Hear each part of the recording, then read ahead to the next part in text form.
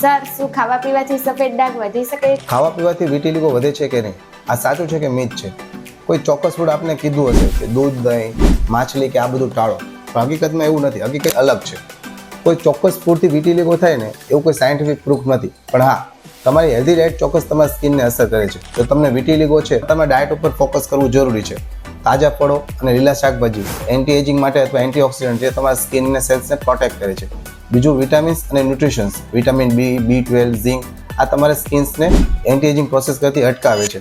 અને ત્રીજી વસ્તુ છે જંક ફૂડ ટાળો. પ્રોસેસ ફૂડ જે તમારા શરીરની ઇન્ફ્લામેશન વધારે છે, જે તમારા વિટિલિગોને વધારે છે.